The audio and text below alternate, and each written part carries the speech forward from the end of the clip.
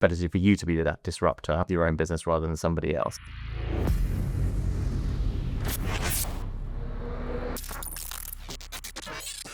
Hi there, and welcome to From Ideas to Results. I'm joined today by Luke, CEO and co-founder of SimGiant Media, and today we're diving into the hot topics all surrounding AI. Recently you went to an AI event, is that right? Yeah, so I went to an event last week, which was by agency hackers. It's called The Robots Are Coming. So firstly, I'll say that the agencies generally are sort of ahead of the game than the rest of the market. So we're operating in hopefully the sort of more innovative kind of end of the market, which was kind of evident.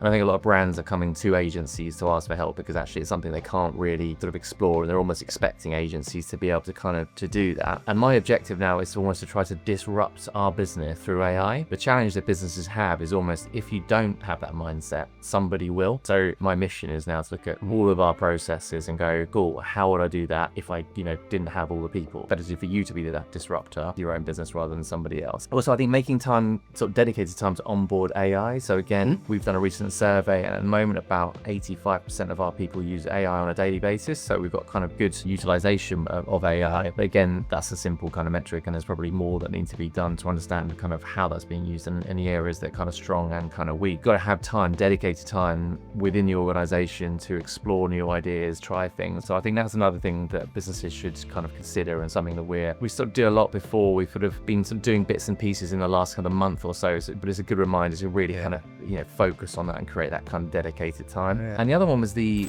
AI to people ratio, which I thought was quite interesting. There was a kind of a survey that was done that showed essentially if you can make a human sort of 20% more effective, what you're essentially doing is by the time you get to the fifth person, you've almost got the sixth person's a full AI person. So that then might have implications around your recruitment strategy in terms of actually how many people do you need to do that job. It also might encourage you to, if you've got the existing staff, is that how do you then make them more effective, improve your output by 20% before you have to employ the next person as well. So yeah, lots of interesting takeaways and lots of work to do as a result of it. And so what about zero clicks? Anything new on that front? Yeah, so it's interesting. So the event I went to, we talked more specifically almost about AI from a utilization and sort of internally how you use it. And as we've been saying, and as I've been saying for a long time, there's two things. There's internally how you use AI to kind of improve things, and then there's externally kind of how do you get yourself ready for the world of AI, like Google and AI overviews and things like that. We're seeing AI overviews and people are finding answers so they don't have to click. So we're seeing this kind of change of the way that people interact with the search engine results page, and that's the kind of zero clicks kind of culture. 63% of websites get traffic from AI, so it's kind of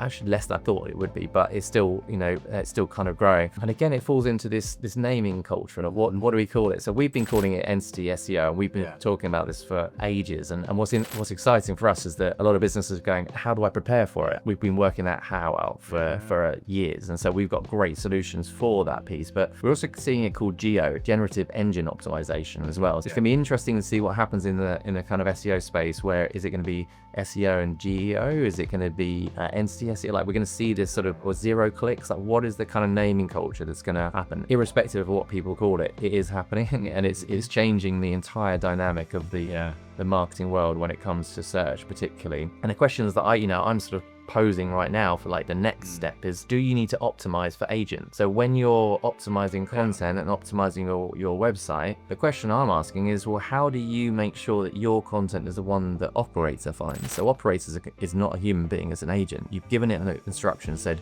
go solve this problem. Now, how do you get your content to rank for that over others? And why would operators choose your content over others? You've got a commodity product, so something that's really simple, non-considered purchasing. Your customer's not going to be a human. Your customer's going to be an agent. And I think that in the next sort of 12, 24 months, it's going to be a huge conversation around how do you optimize your website so that when someone asks a random kind of request to an agent, it then goes through and finds yours and then deems yours to be the most beneficial for that person to then let them do it, let them purchase it. That zero click idea taken to the next level, which is, zero involvement. And as a business, you're going to go, well, how do I get in front of that agent? It's going to be big, and it will be a big shock and a big change for a lot of people.